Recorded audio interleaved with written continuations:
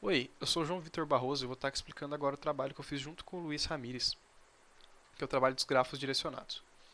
Eu vou estar aqui primeiro explicando as estruturas que a gente fez. Primeiro eu vou estar falando da estrutura do grafo mesmo, que é o grafo que ele possui duas listas, um vértice, uma lista de vértices e uma lista de arestas. A aresta possui duas strings, que vão colocar o nome dos vértices que se associam a essa aresta, tanto de source quanto de destiny, que são a fonte e o destino. Um char para ser o nome da rua, né, que vai ser a representação da aresta no nosso trabalho. Duas strings para representar as quadras que estão tanto do lado direito quanto do lado esquerdo dessa aresta. Os dois numéricos, um para o tamanho da via e outro para a velocidade média dessa via. Eu vou explicar aqui também agora o vértice. O vértice ele possui um ID numérico que a gente colocou para ficar mais fácil de se localizar depois. Um ID textual que vai ser o nome desse vértice. O ponto que vai ser o XY, que vai estar localizado o vértice no plano. E uma lista de arestas. Por que a gente fez essa lista de arestas? A gente fez um programa como com matriz de adjacência a gente usou para estruturar o nosso grafo. Para poder usar o Digster depois mais fácil, que o Luiz vai estar explicando certinho. Eu vou explicar agora como é que a gente colocou as arestas dentro do vértice aqui, como é que a gente fez essa associação. Que é nessa função aqui, uma funçãozinha bem simples, que ela pega todos os vértices e compara com todas as arestas.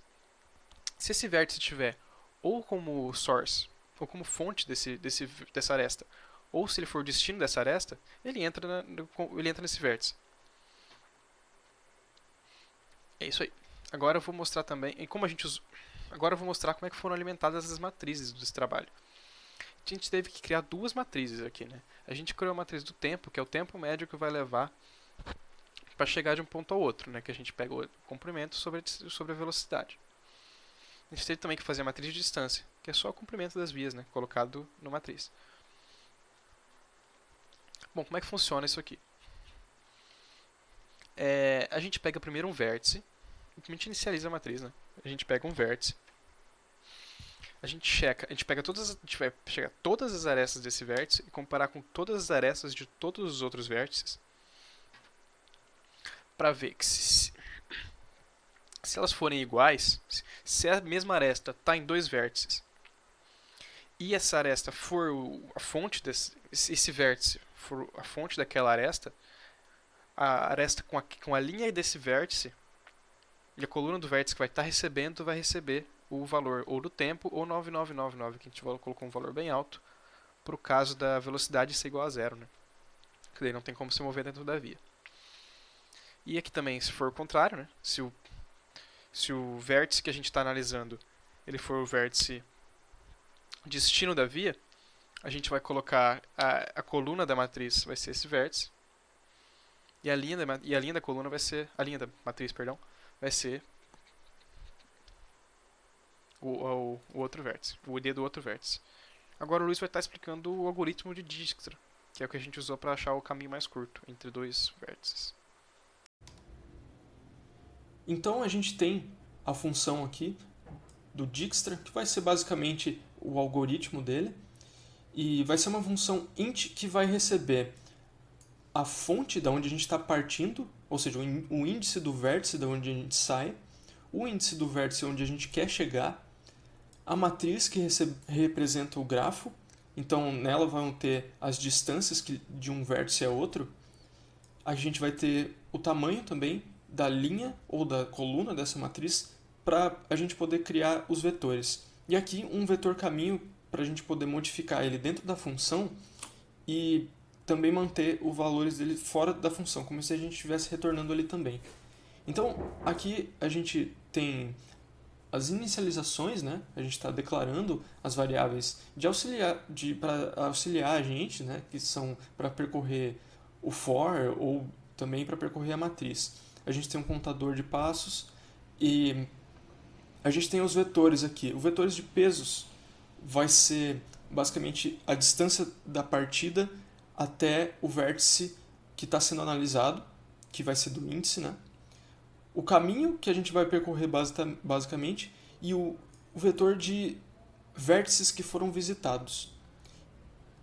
Então aqui a gente está preenchendo eles para que eles basicamente indiquem que eles não foram alterados.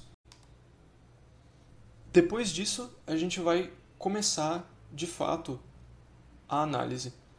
Então a gente tem aqui a gente associando o pesos, o vetor pesos aqui das distâncias com o índice da onde a gente está partindo com o zero, para mostrar que no vetor que a gente está no momento, que vai ser o vetor de partida, a distância entre o vetor de partida até onde a gente está é zero. Então, basicamente, para mostrar que a gente não saiu do lugar ainda.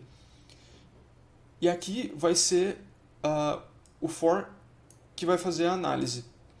Então, a gente tem o u, que vai ser um auxiliar aqui de índice, recebendo a execução dessa função aqui de menor distância.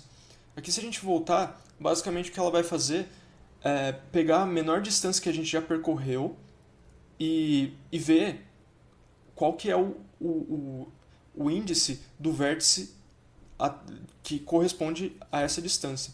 E a gente vai retornar para poder indicar que a gente está passando de um vértice a outro, né? Então, a gente vai pegar esse índice que a função retornou e vai adicionar um valor 1 para mostrar que ela foi visitada, que o vértice foi visitado. E aqui nesse for, ele basicamente vai percorrer a linha para ver se esse vértice aqui, para analisar, na verdade, as conexões desse vértice que foi retornado. Então, tem uma condição aqui. Se o vértice a ser analisado aqui não tiver sido visitado, se o valor da distância do vértice de onde ele está partindo, que é esse u aqui, até o vértice analisado é diferente de -1, que vai indicar que não que existe a conexão, né? Se a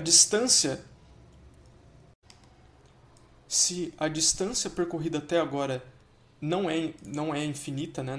Já foi analisada, e se a distância que a gente percorreu até agora mais a distância do vetor que a gente está analisando é menor do que a distância da origem até o vetor que a gente está analisando. Porque, logicamente, se isso aqui for maior, não tem por que a gente adicionar esse passo, se a gente vai percorrer uma distância maior do que uma que já existe e é menor. Então, se isso for cumprido, né, se essa condição for verdade, a distância da origem até o vértice analisado vai receber a distância do vetor analisado até o vetor u aqui, mais a distância que a gente já percorreu. E o caminho vai receber o vetor u aqui, para poder mostrar o caminho de fato, né, que a gente já percorreu. Então, depois que isso tudo aqui for executado, todas as vezes que deve ser executado, a gente vai estar com o vetor de caminho pronto. Só que ele não vai ser preenchido na ordem certa. Então, o que a gente vai ter que fazer é criar um outro vetor chamado caminho final. A gente vai preencher aqui ele com -1 e depois a gente vai fazer o tratamento. Basicamente, o que isso aqui faz é a gente vai seguir o caminho dos índices que foi feito no vetor caminho aqui. E aí a gente vai retornar esse caminho final para a gente poder printar